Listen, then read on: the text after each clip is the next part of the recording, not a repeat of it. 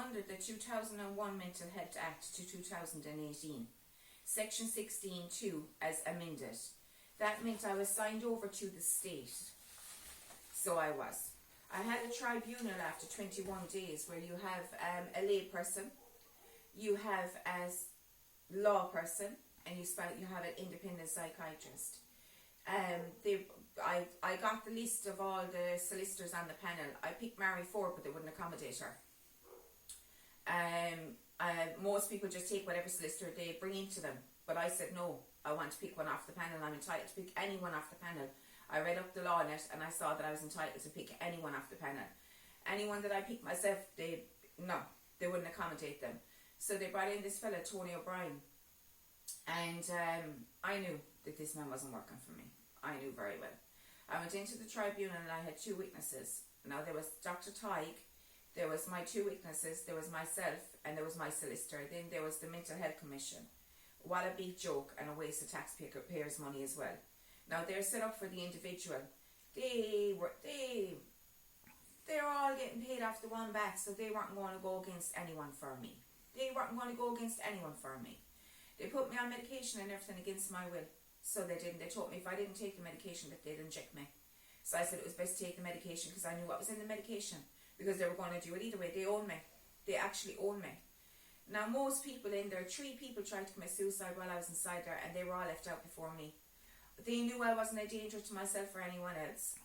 I asked them in the start when I got in there first, why am I in here? Dr. Tanya was there first. Dr. Tighe was off, and then she came on. I think she was on holiday. He kept saying to me he didn't know why, and when I spoke to her, she said she was trying to figure out why I was there, but yet they still held me there. They wanted me to go voluntary at one stage so they could all get off it, but I wouldn't go voluntary. No way. Even to the bitter end, I wouldn't go voluntary. So they left me out. In the finish, I applied to the courts.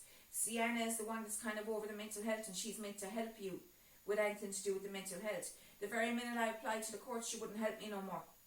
She wouldn't help me fill out the paperwork or nothing. She told me she couldn't help me anymore. I applied to the courts and I summoned them, and she told me she couldn't help me anymore. I had to pay €130, which is very unfair because most people in there, they've cut their money inside there. People that are on the dole and stuff are cut their money. So they wouldn't have €130 to pay to get out of there. And they don't really know their rights in there anyway. Yeah, they're given a piece of paper, but they don't really know their rights. So, as I said, 3 people tried to commit suicide while I was inside there. It was a downright disgrace. One girl had come in there because she had been raped. They were talking out her business all over the corridors. So they were. She took an overdose, and after making a statement after to say that she had been raped. It was either before she made the statement or after she made the statement. They left her lying on a couch for hours on end after taking an overdose. She had hearing difficulties. They didn't try and help her in any shape or form with her hearing difficulties. I told her in the finish to pull him into her room and tell him that you're not speaking in public about such a sensitive thing. So I did.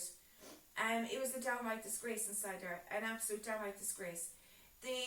Because of my query around my health, they done a biopsy on me inside in the room. You wouldn't do it to a dog. Now this is what they done to me inside in the room. They done 1 minute now, and I see.